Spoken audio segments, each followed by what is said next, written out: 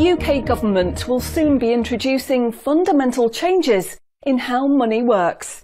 The changes are being planned by central banks around the world, including the UK's central bank, the Bank of England. These changes, once introduced, will affect everyone.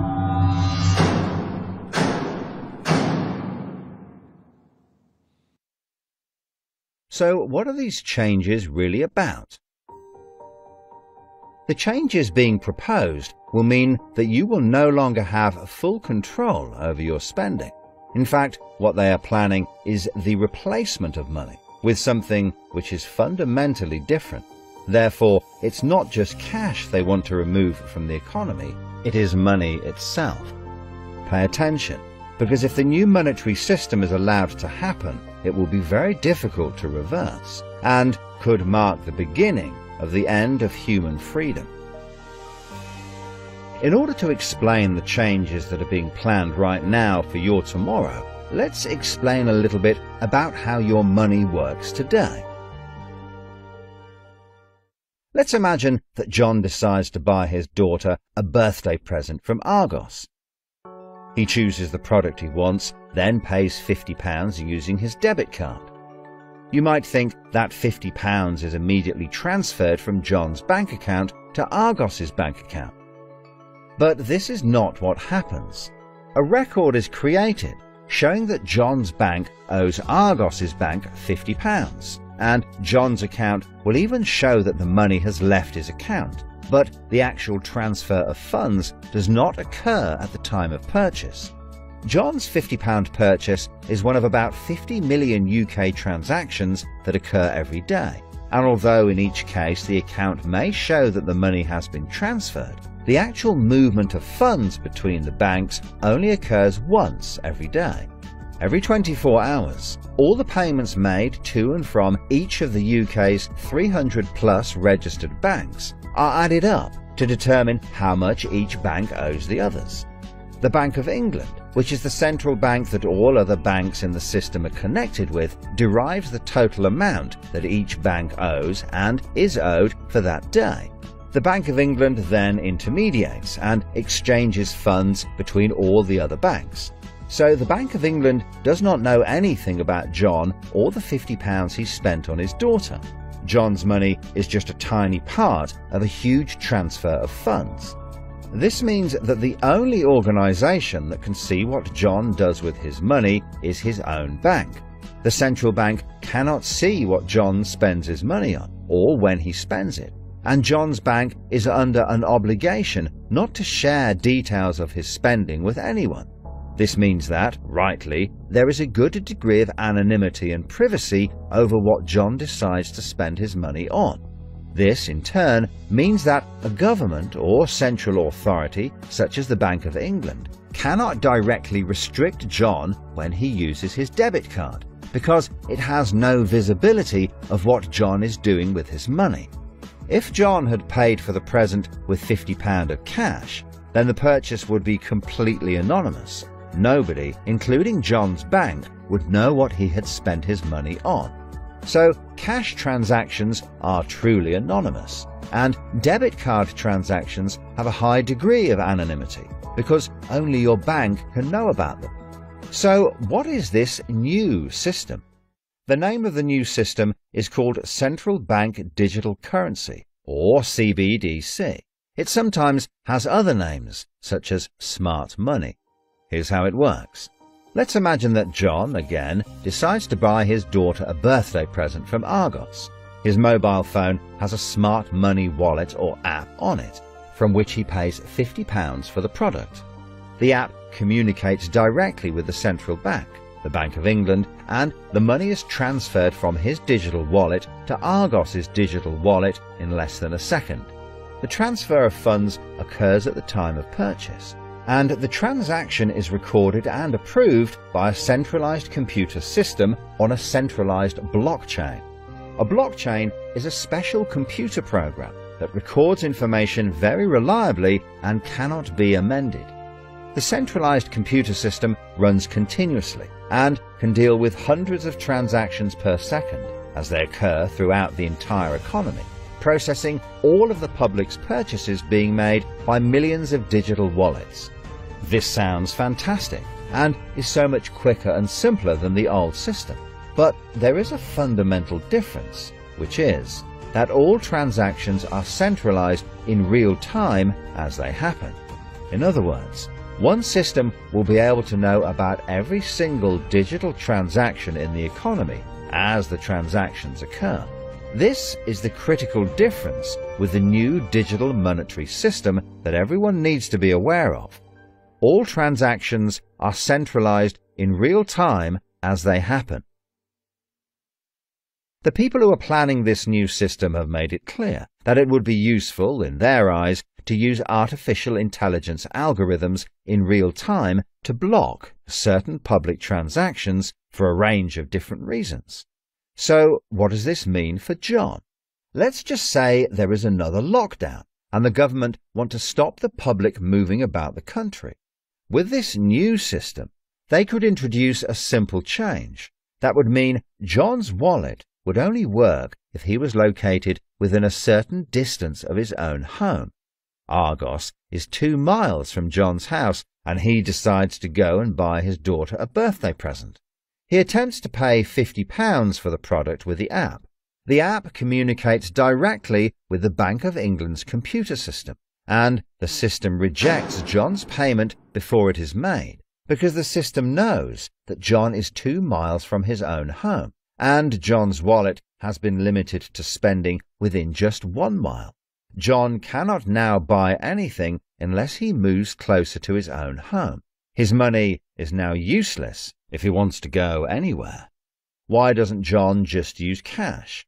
That would be a good solution for John as long as cash is still in use. So, how might this new system be introduced? The Prime Minister called an emergency meeting today to discuss the unprecedented slide into economic recession in the UK and global economies. Inflation is out of control, and high interest rates are causing thousands of house repossessions. All cash points and over-the-counter cash services are now frozen, and millions of people face losing their life savings as a number of high street banks are declared insolvent. The government and the Bank of England are accelerating the introduction of a new central bank digital currency, which all bank customers in the UK will be able to receive in exchange for their existing money, which in many cases is now unobtainable from their bank accounts. The government say that the new digital money will help the economy recover from recession and will be used to bail out public and corporate money currently held in millions of bank accounts by banks that are at the point of collapse.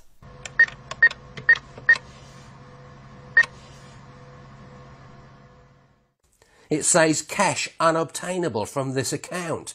It's frozen our money. Bleeding hell, John. How much have we got in the house? We've only got £120, and when that's gone, nothing. I don't believe it. The bank's frozen our money. We've got £25,000 in that account and no way of getting it back. Download your central bank CBDC wallet app today and get bonus digital pounds free. If you exchange your existing bank funds into your digital currency wallet now, you will receive free digital pounds for each account you exchange. You can then spend from your digital wallet by using your phone app, exactly like a debit card. Download the free app now from the UK government website or the App Store. John, we need to download the digital wallet thing. See if we can transfer it in. We've got no other option, love. Wow, it's transferred and it's given us some bonus money. I can't believe it. How do you know it's worked? It's worked, love. Everyone's using this money now. Right, I'm off down Tesco to try it out. Sorted. Recent figures show that the public's use of cash has halved in the last 12 months.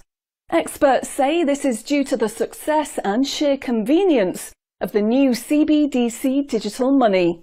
The government has announced that all cash will be phased out completely over the next 3 years. I can't remember the last time I used cash. It seems so cumbersome and old-fashioned, fiddling about with coins every time you want to buy something. It's much easier now.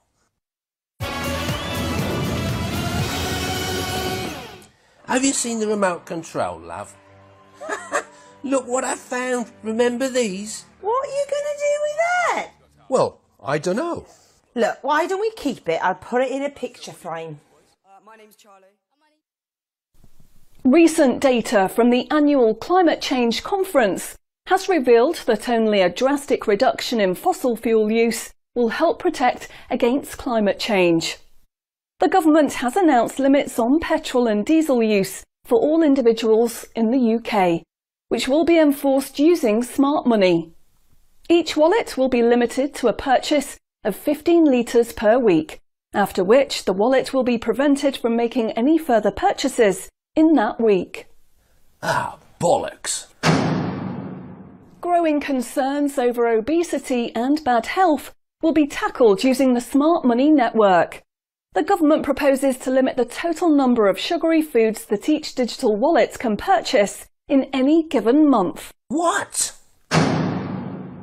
Experts say that the new pandemic, which is 10 times more contagious and deadly than coronavirus, can only be defeated by minimising all human contact and staying home as much as possible. In order to enforce this, all digital wallets will only work within 1 mile of the address at which they are registered. Shopping times will be staggered so that you can only make purchases for a 2-hour period each day. All non-essential item purchases will be rejected. Jesus Christ.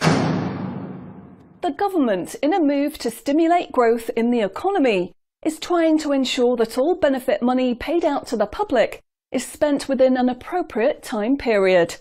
From the 1st of August, all benefit payments, including the new social credits, should be spent within 2 months of receiving them. Benefit money will expire and be of no use if it is not spent within the 2-month period. Blimey, they're putting a shelf life on money. Vaccination uptake for the latest pandemic is now at 95%. Anyone who has not been vaccinated will have restrictions placed on their wallets. For the 5% unvaccinated, spending will only be allowed at certain times and within 1 mile of home. Certain goods, such as alcohol, travel tickets and restaurant purchases, will not be available for those who have not been vaccinated, and their digital wallets will not work outside of the UK. Wow. Concerns are growing over people who grow and supply their own food outside of government-approved companies. The government will be restricting the purchase of all seeds and other farming products for anyone that is not a registered farmer. What are they doing that for? The government is trying to reduce the amount of red meat people eat in their diet for environmental and health reasons. Digital wallets will only be allowed to purchase 8 ounces of red meat per week. How much is 8 ounces? In order to protect the environment, the government is introducing limitations on the amount each wallet will be able to spend on the following products: aerosol cans, single-use plastics, coal, meat, chocolate, fish and coffee. What about fags? In a move to encourage good behaviour, the government is awarding digital currency direct to your wallet if you report on anyone breaking lockdown rules or report on individuals expressing extremist views. Anyone deemed to be expressing extremist views may in turn have restrictions placed on their wallets. What's that mean, extremist views? If you give up your cash, you will give up freedom for yourself, and you will give up the freedom of generations to come. It's not the convenience of the new money that is important. What is important is the fact that centralized administration of smart money could be used to control every aspect of your life. Say yes to keeping cash and say no to centrally controlled smart money. What they are going to propose is not money, it is a social control system. Please spread this message.